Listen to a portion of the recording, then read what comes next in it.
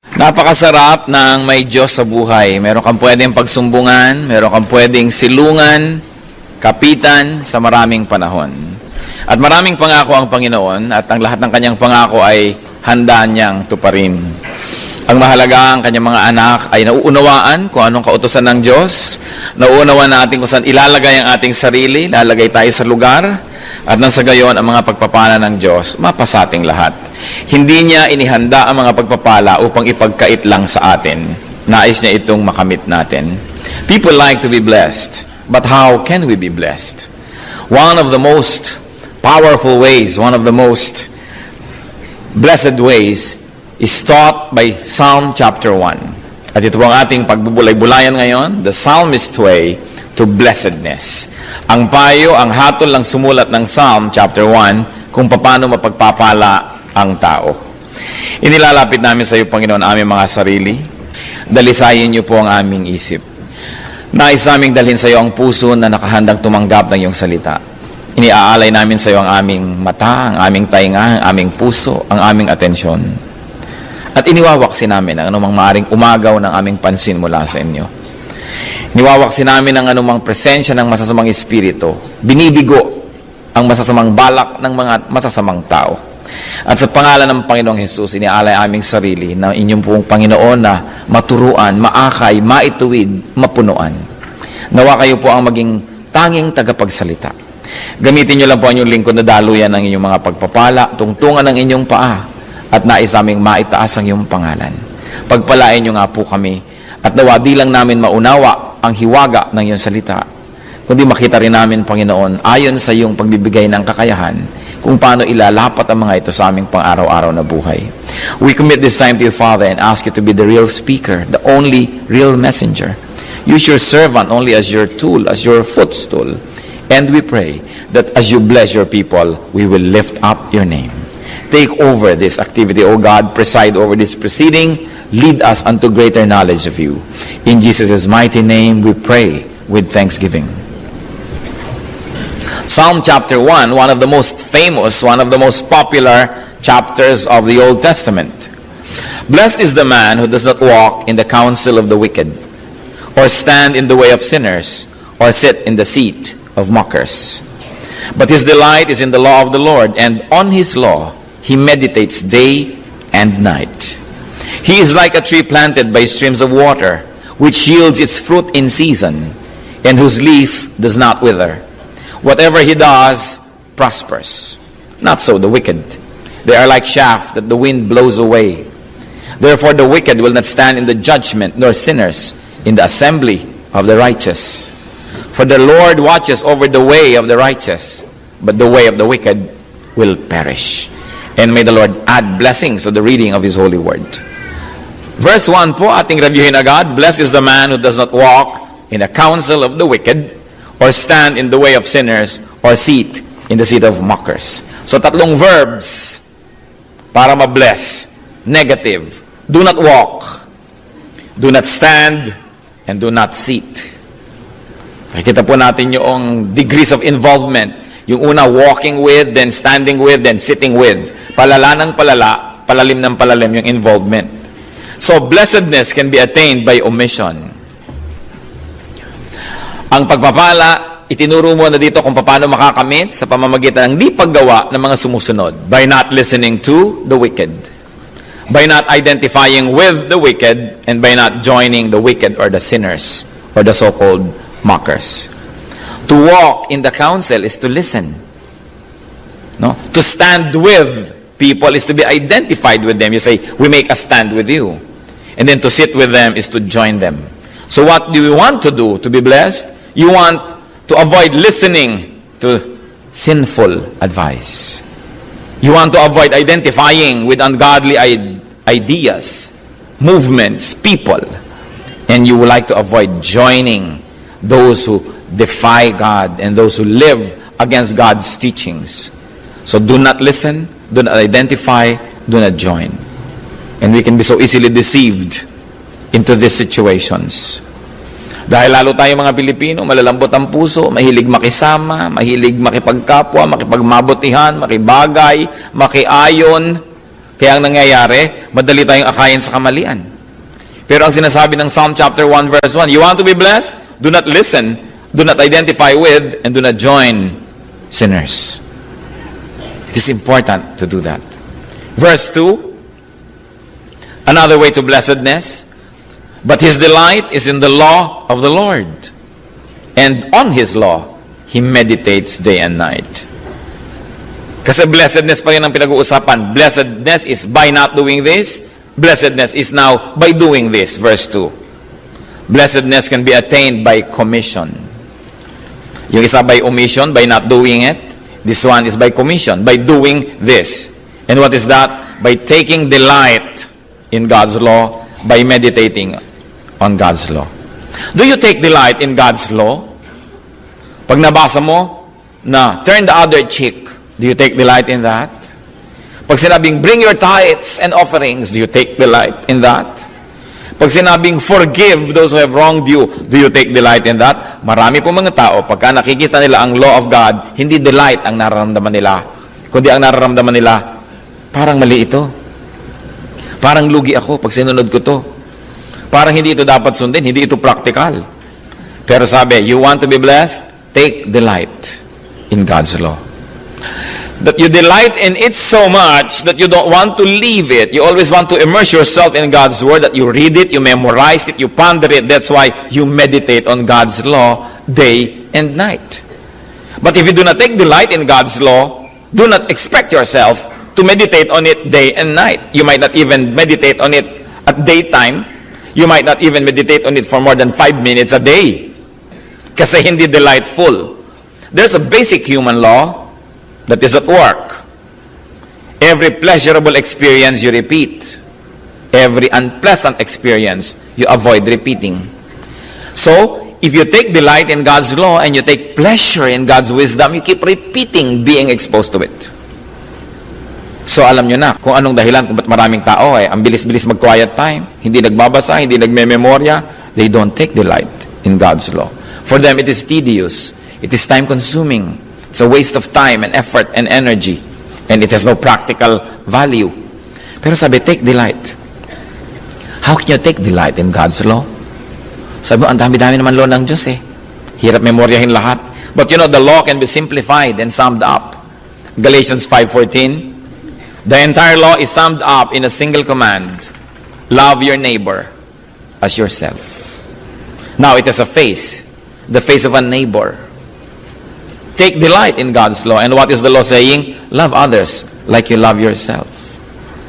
Paano po ba nagiging delight yung reading God's Word, yung meditating, yung hearing God's Word? Reading, hearing, can turn into delight by mental realization. What do we mean? Pag pinag-isip-isip, pinagbulay-bulayan, binigyan ng panahon, mauunawaan mentally.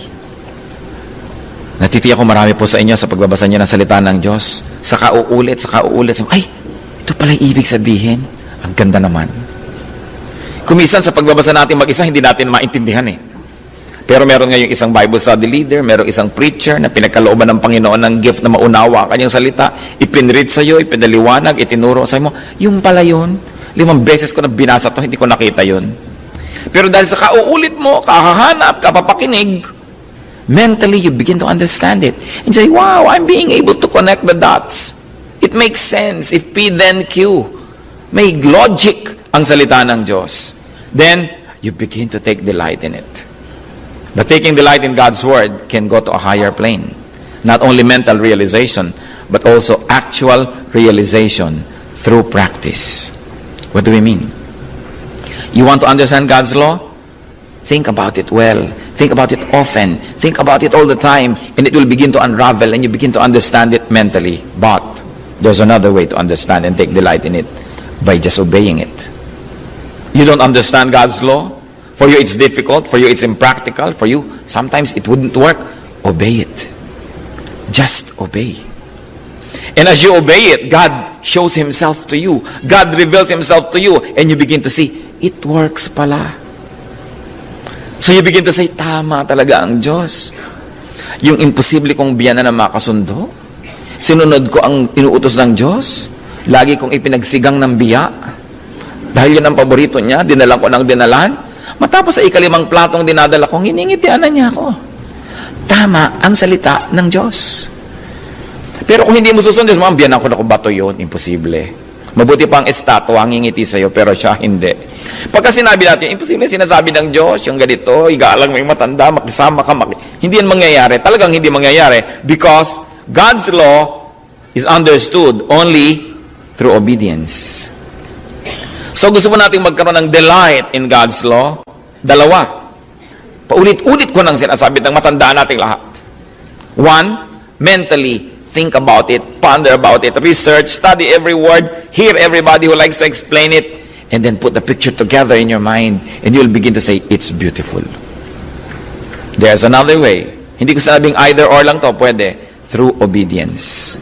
Marami po sa inyo siguro, nung sinunod nyo ng sinunod ang utos ng Diyos about being generous, about giving, about tithing, nung nyo na-realize, tama pala yung sinasabi ng Diyos that I will open the floodgates of heaven and pour out blessings that you cannot contain it. But until you obeyed it, you never understood it. So, kailangan sundin.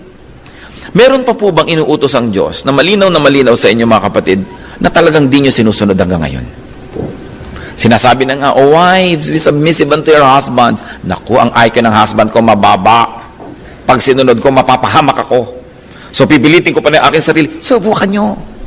Malay nyo sa pagsunod nyo sa kanya, yung IQ nyo lumipat sa kanya. At talaga makita nyo, totoo pala ang sinasabi ng Diyos.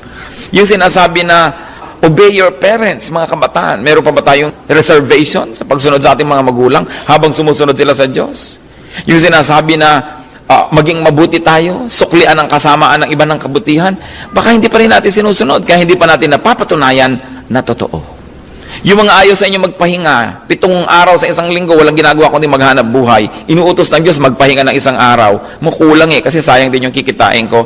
Nasubok nyo na ba sundin? Marami pong nakakasubok niya na nagsasara sila kuminsan ng tindahan once a week. Basta once a week, kung anong araw man natapat. At mahalaga, magpapahinga ka.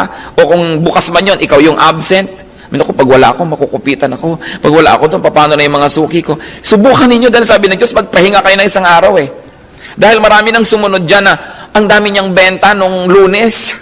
Samantalang dating hindi mabenta yon kasi sumunod siya. At ngayon, kahit hindi kayo maging mabenta at hindi kayo yumaman, sumunod pa rin kayo. Kasi maraming uri ng kayamanan na ibinibigay ang Diyos, hindi lang material. So, ang nais kong ipamanik sa bawat isa, hanggang ngayon po ba, sa tagal-tagal na naririnig natin ang salita ng Diyos, pinag-aaralan, minememorya, baka meron pa rin tayong mga paboritong disobedience. Bumigay na't isuko sa Diyos so that we will begin to realize, tama ang Diyos. And then I take delight in His law. He's really right. Then, because you take delight, you really love God's law that you get to meditate on it day and night. And when you meditate on it day and night, you begin to understand it more. Therefore, you love it more. And as you love it more, you study it more, you understand it more. Don't you see it's cyclical?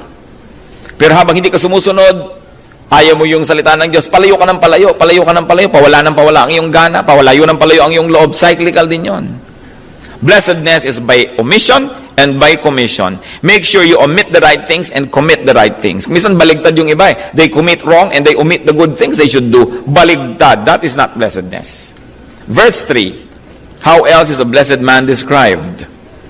He is like a tree planted by streams of water, which yields its fruit in season, and whose leaf does not wither. Whatever he does, prospers. One of the marks of blessedness is prosperity. Israel ang setting ng awit na ito. Israel is a desert. Most of it anyway. So pag sinabing you are like a tree planted by streams of water, ang laking blessing nun. Sa katuyuan po ng Arabian Peninsula, ng mga disyerto hanggang sa Ehipto. Kaya si Moses nakakita ng bush that was burning by itself. Sa init ng panahon, nagkakatuyo-tuyo ang mga maliliit na mga halaman at nagsisiklab mag-isa sa init ng panahon. Hindi nagtaka si Moses na may nagsiklab na puno. Ang ipinagtaka niya, ba't hindi maubos-ubos yung apoy? Kasi alam niyo po, sa init, isang siklab, isang iglap, tapos din yung apoy. Parang ningas kugon. Pero ang tagal na nagsisiklab, kaya niya napansin. Ngayon, gusto ko lang sabihin, sa init dyan, kaya nagsisiklab ang puno. Ano ngayon ang ibig sabihin? That you are like a tree planted by streams of water. na pagtao ka na hindi gumagawa ng hindi mo dapat gawin, hindi ka nakikiayon, nakikisama, at nakikipanindigan sa masasama, at pagkatapos ay natutuwa ka at nalulugod sa salita ng Diyos, para kang puno na nakatanim sa tabi ng mga batis.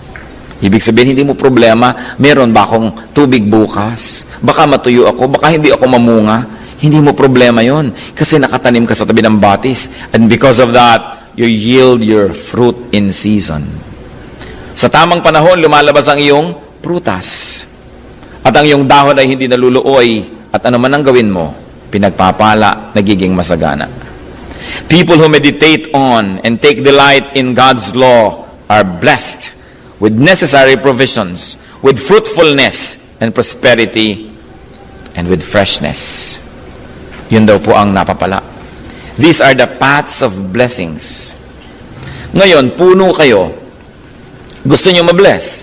Gusto nyo mamunga. Gusto nyo sariwa. Pero ipinagpipilitan ninyo na doon kayo sa disyerto nakatanim, hindi mangyayari yun. Maluluoy kayo. Hindi kayo pupuntahan ng ilog doon. Nakakita ka na ba ng ilog na aalis muna ako sa ruta ko, pupuntahan ko yung tuyong-tuyong puno doon? No. Meron talagang established paths of blessings. And even in life, there are paths of blessings. Ang problema po nating mga puno, dapat tayong doon magtanim ng sarili natin. Doon tayo lumagay. Alam nyo na, nakikisalamuha tayo sa masama, nakikipagmabutihan tayo sa mali. Tapos ina-expect nyo mabe-bless kayo? Of course not. Because that is not the path of blessings. Ngayon gumagawa ka ng tama, sumusunod ka sa Diyos. Ginagawa mo ang mabuti, masipag ka, nagtatrabaho ka. Nagpo-provide ka sa iyong mga tungkulin, sa iyong mga mahal sa buhay, nagbibigay ka sa mga kapuspalad. E di ikaw yung tree planted by streams of water dahil doon talaga dadaan ang pagpapala ng Diyos. It depends on where you position yourself. Life is all about positioning. Nakita nyo ng mga gera-gera, ang mga tao nag-aalisan sa bayan kasi bobombahin yung mga bayan para huwag silang tamaan. Yung nagpipilit na nandun sila. I remember a story. Kinukwento ng mga tatay ko sa Los Baños, Laguna. Panahon ng hapon, nagtulugan sila sa loob ng simbahan because they felt safe there. Sapagkat ang mga Amerikano na nakakulong doon sa POW camp sa UP Los Baños ay itinakas ng mga Amerikano at tinulungan ng mga taga Los Baños. Tapos hindi naman nag-iwan ng mga Amerikano ni isang sundalo doon sa Los Baños. Di binalikan ngayon ng hapon yung bayan at ginantihan yung mga taong bayan na tumulong sa mga Amerikano. Nung gabi na yon na magre-raid ang mga Hapon, nagtulugan ang aking mga kamag-anak doon sa simbahan. Pero ang daddy ko, nabalisa. Sabi niya sa nanay ko, aalis tayo dito, pupunta tayo doon sa lupa natin sa bundok. Niyaya niya ang isang kapatid niya na babae na may 2 maliit na anak. Yung asawa kasi noon sundalo, so hindi kasama yung asawa sa lakaran na yon, nakasama siya sa kuya niya. May isa pa siyang kapatid na babae na niyayayari niya, hindi sumama dahil yung lalaking asawa nandun. At ang desisyon ng lalaki, dito tayo sa simbahan. Anong nangyari? Umalis ang daddy ko at ang pamilya niya. 2 pa lang ang anak nila noon, ate at kuya ko. At yung kapatid niyang babae at yung mga pamangkin niya. At yung isang babae na iwan dahil pa siya yung asawa ng babae na yon, dun sila sa simbahan. Nilusob ng hapon ang simbahan ng gabi, sinunog at lahat ng lumalabas binabayoneta. Namatay ang tiya ko. Dahil nakapwesto sila doon sa lugar na yun eh. Yung isa kong tiya naligtas dahil umalis siya doon sa lugar ng panganib. Ganun ang buhay. Pwesto-pwesto lang yan. Saan tayo nakapwesto? Pag may nag-aaway, sino kinakampihan natin? Yung tama, yung mali, o yung mahal mo kahit mali siya? Pag meron kang gagawing negosyo, anong gagawin mo? Yung mali, yung tama, o yung mali, basta may tubo. Kung saan ka nakapwesto, huwag ka magtaka kung anong darating sa buhay mo.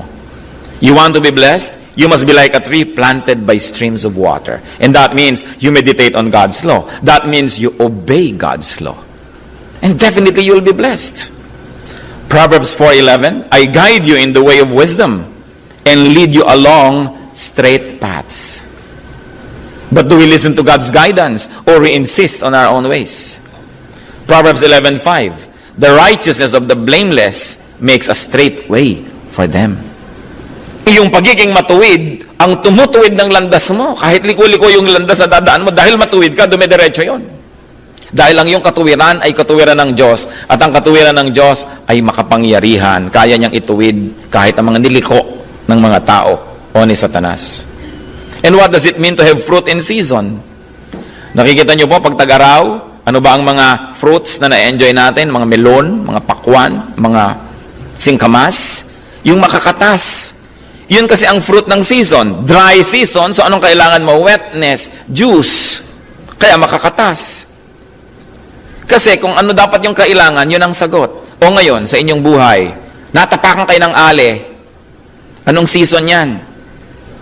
Season yan ng dryness, ng galit. Anong lalabas sa inyo? Makatas ba na melon? O bato at babatuhin nyo yung tao? Ininis ka ng isang tao. Anong fruit ang dapat sa iyong lumabas? Pagtitimpi, pagpipigil sa sarili. Ginawan ka ng masama, anong prutas ang dapat lalabas sa iyo? Yung hinihingi ng pagkakataon. Tulad nung pakwan ay hinihingi ng pagkakataon dahil tuyong-tuyo ang pagkakataon. So anong hinihingi ng may nag-awayan? Anong lalabas sa iyong prutas? Enlightenment, kabaitan, kabutihan. Merong gipit na gipit, anong prutas ang lalabas sa iyo? Generosity. Kung tayo po nakababad sa salita ng Diyos, binubulay-bulay natin, pinapamuhay natin, kung anong hinihingi ng pagkakataon, yun ang prutas na lalabas sa ating mga sanga. May nakakainis, ang lumabas sa prutas sa sanga mo, baril. Binaril mo agad. Diba? May nakakainis, ang lumabas sa iyo, masasamang salita. Minura mo na. May taong galit na galit ka, ang lumalabas sa iyo, chismis, hindi chismis mo, sinisiraan mo. These are not the fruit in season.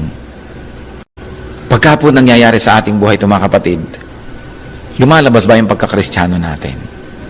O sinasabi mo, pagkakaharap ko talaga yan, nalilimutan kong kristyano ako. Wow! Walang fruit. Bad pa yung fruit. Anong ibig sabihin lang noon? Balikan natin. Hindi siguro siya nag-meditate on God's law. Hindi siya nag-take delight in God's law. At siya ay nakikilakad, nakikitumpok, nakikiupo sa mga makasalanan. Kaya yun ang bunga sa kanya, yung bunga ng mga nadidinig niya, nakikita niya sa kanyang kapaligiran. Yun lang yun. The world defines prosperity as material wealth. The world defines freshness as outward looks. But remember, Psalm 1 defines prosperity and freshness as delight in God's law and obedience to God. Malinaw yung sinabi. If you take delight in God's law, you're prosperous. Whether or not you have money, whether or not you are physically wealthy or physically fresh, the Word of God says you are fresh, that you are wealthy, at the very least, in the eyes of heaven. What you might call a very poor man may actually be a very rich man in the eyes of God. And what we might call a very rich man here may actually be a very poor man in the eyes of God. Can you imagine the blessing if the world already calls you rich and heaven still considers you rich? Because it's possible. Nakita natin na napakarami mga godly people kahit sa Bible, sila Joseph of Arimathea, makadiyos na, mayaman pa. Nakita natin yung mga tao na pinagpapala na ng Diyos, si Solomon, binigyan na ng lahat-lahat. Pinagpapala pa ng Diyos. Hindi naman ibig sabihin, pag makadiyos ka, magiging kang pobre. Although there are times, that when material poverty is the way to purity, so that we may cut our needless dependence on material things. But when the lesson has already been learned, I think that I believe that the Lord will give you what you need. Because the Lord gives us infinitely more than what we need. The Lord gives us many of the things we just want. Nilikha ng Diyos ang lahat ng kayamanan, ang lahat ng kagandahan sa mundo, hindi para ipagkait, kundi para ibigay sa kanyang mga anak. Pero unahin natin, seek first His kingdom and His righteousness, and all these things will be added unto you. That's what Matthew says. Kaya mahalaga po, ano bang una? I will take delight in God's law. How? By understanding it and by obeying it. Then I will see how it works. And I will stand it all the more. And therefore, I will obey it all the more. Pero ano daw nangyayari sa mga hindi sumusunod doon sa ganitong karunungan? Verses 4 to 5. Not so the wicked. They are like chaff that the wind blows away. Therefore, the wicked will not stand in the judgment, nor sinners in the assembly of the righteous. So, hindi daw mangyayari ito sa mga masasama. Hindi mangyayari yung namumunga, sariwa. Hindi mangyayari ito. Para lang silang ipa. Ano po yung chaff? Any grain without the grain inside, yung shell niya, yun yung chaff. Ipa. And because it has no weight of its own, it has no substance of its own, when the wind blows, it gets blown away to whatever direction. Kung saan ipaling ng hangin, doon sila dadalhin. At ang mga masasama daw ay hindi makakatindig sa paghuhukom. Ibig sabihin lang, they will fall because of their wickedness. Hindi pwedeng makihilubilo ang mga sinners sa assembly of the righteous after the judgment. So there will be a great division. There will be a great division after the judgment. And it is important to bear that in mind every day. The wicked are described as being like chaff. The wicked will not enjoy justification, and they will never enjoy fellowship with the righteous. Well, this is futuristic. Kasi sinabi, the judgment. He will not stand in the judgment. It's a definite judgment day that is being discussed here. But although that very specific judgment is futuristic, it is also here and now. Because even now, wicked people miss being with the righteous. Akala kasi ng mga nasa sanlibutan, napakalaking kawalan na ang kabarkada mo mga nagbabible. Naku, mahirap kasama yung mga yan, puro don't do this, don't do that. Akala nila puro bawal, puro lungkot, puro pagdurusa. Hindi nila alam kung ano ang ligaya, ano ang kapayapaan na natatamo ng mga taong malapit sa Diyos. But then again, you need to experience it to know it. Many people think that only the godly that miss out on nice things. Actually, the ungodly miss out on many great things. The ungodly can have nothing more than pleasure. Joy is elusive to them. Pleasure, joy, sobrang magkaiba yun. Luke 19:41 to 42. Ano po ang naramdaman ng Panginoon nung makita niya yung Jerusalem? As he approached Jerusalem and saw the city, he wept over it and said, "If you, even you, had only known on this day what would bring you peace, but now it is hidden from your eyes." Tinangisan ng Panginoon ang Jerusalem because Jerusalem was self-righteous. Jerusalem was very religious. Jerusalem was steeped in tradition, almost very ethnocentric, proud of its own race over all other races on earth, proud of its heritage. But the Lord knew that the people didn't have peace. Napayak ang Panginoon kung alam nyo lang kung ano magbibigay sa inyo ng kapayapaan. Pero hindi nyo alam, may takip ang inyong mata. Anong ibig sabihin ng Panginoon? Heritage will not give you peace. Religiosity and religious activities will not give you peace. Dahil meron pa bang mas religyoso kaysa sa Jerusalem? Knowing the Word of God by heart and by your mind will not give you peace. Memorizing it and declaring it will not give you peace. Your feast and your offerings and your 5 prayers a day will not bring you peace. Sa inyo, hindi nyo alam kung ano yon. Kaya niya iniyakan at naawa siya sa Jerusalem. Hindi nila kilala si Kristo. Ang dami nilang kaugalian, ang dami nilang tradisyon, ang dami nilang prosesyon, ang dami nilang pista, ang dami nilang ritual, pero hindi nila kilala si Kristo. Kaya sabi ni Lord, hindi niyo ako kilala, wala kayong peace, kawawa naman kayo. Gaano karami sa ating bayan ang kilala ang Panginoon? Ang dami din nating pista, ang dami din nating dasal, ang dami din nating ritual, ang dami nating relihiyon, ang dami nating mga bahay dasalan, pero bakit pagkaagulo-gulo at pagkahirap-hirap at pagka-demoralize ng bayan, kilala ba si Kristo? Ang Panginoon ang kapayapaan. At kung meron siguro isang pinakamahalagang bagay sa mundo, yan ay kapayapaan. Kasi kahit malusog ka, hindi ka naman mapayapa, wala rin eh. You can always buy a bed, but you can never buy sleep. You can buy food, but never appetite. You can buy entertainment, but never peace. Kaya mahalaga ang Panginoon, maalala. Tayong mga nasa Panginoon, hindi tayo dapat nagkukulang na ipakilala ang Panginoon sa iba. Dalhin sila sa ating mga Bible studies, dalhin sa ating mga worship services, dalhan ng ating bahay ng mga teacher, dalhan nating mga kamag-anak ng mga magtuturo. Sapagkat yun ang magbibigay ng pinakamahalaga, kapayapaan. Paano ka magkakaroon ng kapayapaan kung takot ka mamatay? Dahil hindi ka handang mamatay, hindi ka handang maharap sa Diyos. Alam mo naman, any moment, pwede kang mamatay. Just 1 second is what it takes for you to join statistics. Pwedeng mamatay. Pwede kang malaglagan ng Skylab. Pwede kang matetano. Pwede kang matamaan ng ligaw na bala. Pwede kang bangungutin, magka-heart attack. Ang dami. Kaya ang tao takot eh. Kung handa kang humarap sa Diyos, bagamat hindi mo naman gustong-gustong mamatay, pero kung nangyari, tinatanggap mo na rin, may kapayapaan ka. How can we not tell our loved ones about the Lord? Sasabihin nila, matagal na ako, alam ko na to, may relihiyon na ako, dito na ako nabuhay, dito na ako mamamatay. Sanay na ako dito, huwag mo na akong palitan, whatever. Ang point is, may kapayapaan ba? Hindi relihiyon ang pinag-uusapan, kasi kung relihiyon, hindi na sana iniyakan ng Diyos yung Jerusalem Wala nang tatalo sa syudad na yun sa pagiging relihiyoso. Bible-based pa nga Pero sabi pa rin ng Panginoon, you don't get it. That it's not your rituals. It's not what you know here in your mind. But do you have me in your heart? That's what's important. Then verse 6. For the Lord watches over the way of the righteous, but the way of the wicked will perish. So the Lord guides and protects and restores the righteous, and the wicked will not stand for long. Huwag kayo maiinggit kahit kailan sa masama.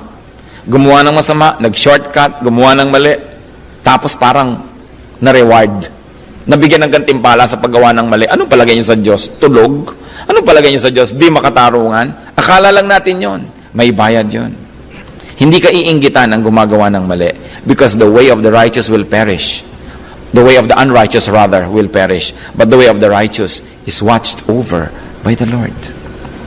Blessedness is obedience to God and to God's law, with or without the world's standard of blessedness. Gusto ko itong bigyan ng diin.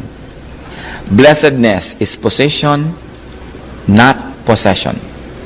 Akala ng iba, may kotse siya, blessed. Meron siyang bahay, blessed. Meron siyang fame, blessed. Meron siyang maraming anak, blessed. Meron siyang pera, blessed. Hindi. Although, that can be part of true blessing. But that by itself, and that alone, is not the blessing. Blessing is not possession. It is position.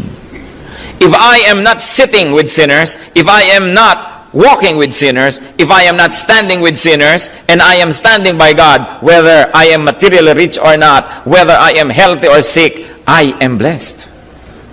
Kung sasabihin, maka-Diyos ka pero may sakit ka, di hindi ka blessed.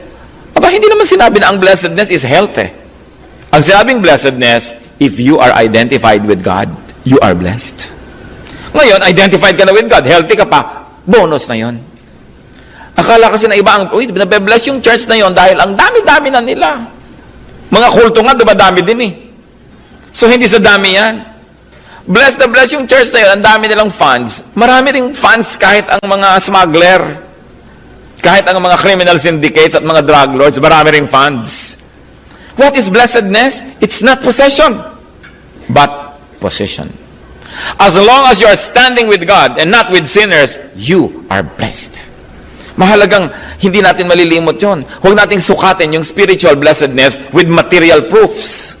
Because many times, it is the transcendence of the material that will bring you to a higher plane of spirituality. And that's when you begin to understand it. That's why many people have to let go of their possessions, they have to let go of this, they have to let go of that. Requirement ng Diyos. Merong isang mayaman na lalaki, sabi, Lord, ano pong pwede kong gawin para sumama sa inyo? Sabi ni Lord, sundin mo lahat ng kautusan. Kasi alam naman ni Lord, imposibleng masunod yun Mayabang naman tong tao. Nasunod ko na po lahat. So, susunod na ako sa inyo. Teka, kung talagang gusto mo sumama sa akin, ibenta mo lahat ng kayamanan mo, ipamigay mo sa mahirap yung pinagbilan at sumama ka sa akin. Hindi mo pwede yan. And that man left sad because he was very wealthy and he did not follow the Lord. Yung iba, akala nila, ang requirement ng Diyos, magpakahirap ka, magpakapobre ka para sumunod ka sa akin. No. But the God of this man was money, so how can he follow God? So, ang sinabi ni Lord, talaga sinunod mo na lahat ng utos? Huwag mo na tayong lituhin sa bilang at dami. Ang utos lang ibig sabihin, love your fellow man as yourself. Yung mga pinagsamantalahan mo, yung mga inexploit mo laborer, yung mga dinaya mo sa mga business deal mo, ibalik mo lahat yung mga pera mo sa kanila, ipamigay mo, ipatunayan mo sa akin na ang Diyos mo, hindi yung greed, hindi ang money. Then, pwede ka nang sumunod. Kita nyo, hindi sumunod dahil ang totoo, hindi niya sinusunod yung law. Ang sinusunod lang niya, yung form of the law, yung legality. Bookish lang siya, pero yung essence, no. Hindi niya talaga sinunod. Parang, I go to church on Sunday, so sinunod ko physically, pero habang nandito, text ng text. Di wala rin dito yon. So, it's not only the form, but the essence. It's not only the physical level, but the spiritual level that counts. Sasabihin mo sa asawa, mahal naman kita, umuwi ako dito tuwing gabi. Sing-sing mo, suot-suot ko. Di ba? Pagka, sweldo, binibigay ko sa'yo. Pero yun lang ba yon? Maraming malalalim na kahulugan. Kaya pag sinasabing sumusunod ako sa Diyos, hindi lang yung sa mga mga patakaran, yung mga forms, mga ritual, talagang sa kalooban, ang tunay na pagsunod sa Diyos, ibigin ang kapwa. Mahalin, lingapin ang mga kawawa. Ang relihiyoso mo, pagkatapos, kuri-kuripot mo sa katulong mo sa bahay. Kinakain lang nila, kaliskis ng isda. Tapos, hallelujah, hallelujah ka ng hallelujah. Mag-donate ka, ang laki-laki. Tapos, yung mga sarili mong mga tauhan sa pabrika mo, gaw-gaw ang sweldo. So, hindi totoo. Sabi nila, magpakatotoo ka. Ang tunay na espiritualidad, malalaman kung maka-Diyos ka na talaga kung ikaw ay maibigin sa kapwa. Hindi pumasa yung tao. Kaya sabi, yun daw, unless a man enters through the eye of the needle, he cannot enter the kingdom of God. Ibig sabihin, paano ka papasok sa eye of the needle? Hubarin mo lahat ang suot mo, tanggalin mo lahat yung magpapataba sa iyo at mga sagabal para magkasya ka. Ang dami mong aalisin para ka magkasya. Maaring yun ay bisyo, maaring yun ay kirida, maaring yun ay pandaraya, isang ugali. Tatanggalin mo lahat para ka magkasya. Kaya sinasabi dito, ano ang blessedness? Obedience. And when people obey God, they are blessed. Huwag kayo nagtatampo sa Diyos. Diyos ko, mula nung nag-obey ako sa inyo, hanggang ngayon, hindi nyo pa ako binibigyan ng boyfriend. Wala pa rin akong asawa. Wala pa rin akong pera. Ano ba? Yun ba ang sinabi ng Bible na blessedness? Di ba ang sinabi din Psalm 1? When you obey God's law, and when you ponder it and take delight in it, you are blessed. So marami po siguro sa atin dito, blessed na blessed na blessed, hindi lang na-appreciate. Kasi akala natin, blessedness is magkaroon malaking hikaw, malaking bakal na umiilaw-ilaw. Although, kung binigyan ka ng Diyos yan na bonus, di salamat. Pero kung wala yan, hindi ibig sabihin, hindi ka blessed. The Bible, this chapter, strive to say the obvious, that godliness is blessedness. Because it doesn't always seem so. People have other ideas about blessedness. So ang tanong, are you blessed? Are you appreciative of what blessedness really is? Tatandaan po natin, pag ang tao sumusunod sa Diyos, blessed siya. Kung hindi man nakikita natin agad yung gantimpala ng Diyos, hindi mo naman kailangan gantimpalaan para ka sumunod. Sumusunod ba tayo sa Diyos dahil may gantimpala? No. Pagsunod lang sa Diyos, gantimpala na. Biruin ninyo, nasa grupo ka ni Satanas, umalis ka doon, lumipat ka dito, tapos sasabihin mo pa sa Diyos, nasaan po ang premyo ko? Hindi pa ba premyo na nawala ka doon sa piling ni Satanas? Hindi pa ba premyo na kasama ka ng mga anak ng Diyos at lingkod ng Diyos? Tapos naghahanap ko, nasaan ang premyo ko? What do I get for transferring to your camp? This is a very, very worldly way at looking at the whole situation. Blessedness is being with God. Taking a godly position even if you have to pay a price. Do you think Jesus was blessed? Do I hear? Amen? Blessedness bang mapako? Blessedness bang magsunong ng koronang tinik? Blessedness ba na tamaan ka ng sibat sa hintang giliran? Magpasa ng krus? Amen ba? Amen. Kasi, sasabihin mo, alam nga naman ang blessed ay yung mga komportabling mga religious leaders na nasa mga palasyo nila nung ang Panginoon ay pinahihirapan. Ang blessedness is not always sitting on a cushion, drinking cold drink in the heat of summer. Blessedness is not always having all the money and the comfort. Blessing and blessedness is doing the right thing. And if you did it, no matter what the cost, you are blessed. Panginoon, salamat sa mga paalala nyo. Huwag naming sukatin kayo na para kayong isang economic issue. Huwag naming itrato ang aming pananampalataya na para isang financial investment. Huwag naming sukatin ang lahat ng bagay sa mundo sa panukat ng sanlibutan. Turuan mo rin kami, Lord, na kilalanin ang mga kapatiran namin na talagang blessed by you because of their obedience. Numari hindi namin napapansin dahil lang hinahabol namin yung mga sikat, yung mga star, yung mga mayaman, yung mga celebrities. Bagamat sila may maaring maging blessed. Ituro mo sa amin, Panginoon, talaga yung mga pamamaraan. Kadalasan kabaligtaran ng pamamaraan na nakasanayan na namin. Turuan mo po kami, Panginoon, na kilalanin, saluduhin, parangalan yung mga taong ang blessedness nila is through obeying you. Kahit pa nga sa pagsunod nila sa iyo na wala nang tinatawag na rangya o ningning ang kanilang buhay. Hindi marangya at maningning ang krus sa paningin ng mundo, subalit ito ang pinakamarangya at pinakamaningning na lugar nung kayo, Panginoong Jesus, ay napako dito. Hindi marangya ang Golgotha, subalit ito ang pinakadakilang lugar nung ito inyong pinuntahan upang sagipin kami sa aming kasalanan. Panginoon, dalangin namin talagang maunawaan namin ang malalim ang katotohanan. Na huwag kami magreklamo kung nahihirapan kami sa pagiging obedient to you. Huwag kami magsisi sa pagsunod sa inyo kung nawalan man kami ng mga kaibigan, relasyon, mga layaw sa buhay. Na huwag kami manghinayang sa mga natatanggal sa amin para magkasya kami dun sa eye of the needle that purifies us so we can join you in fellowship. Huwag kami, Panginoon, na mag-inggit sa mga rangya ng mundo na sumisira naman sa Espiritu. Huwag kaming malibang sa mga pandaraya ng sanlibutan na inaagaw ang aming pansin sa inyo. Tinuturuan kaming maging materialistic, maging proud. Tinuturuan kami, Lord, na maging sobrang sensuous to the point that our activities wage war with our spirit. Teach us your way. Huwag lang kaming laging makinig, huwag lang kaming laging masabing nakaka-bless ang salita ng Diyos. Kundi, Lord, mabless naman kayo pag tinitignan yung buhay namin. Kayo man magalak, kayo may matuwa dahil sa inyong namamasdan sa amin. Patuloy na ipakita mo sa amin ang kahulugan ng pagiging blessed. At nawa, Lord, maging blessing kami sa aming kapwa sa maraming paraan. Mga kapatid, magbulay-bulay tayo sandali. Ipagpasalamat natin yung mga pagiging nating blessed. Kahit kung minsan, there is a material price to pay, there's an emotional price to pay. Huwag kailan pagsisisihan ang paggawa ng mabuti. At maging maingat tayo na hindi natin napapansin tayo pala nakikilakad, nakikiayon, nakikitumpok sa kasamaan.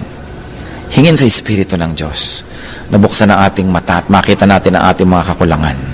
Ganon din, makita natin ang ating mga pagpapalang tinatanggap sa Diyos at makapagpasalamat tayo.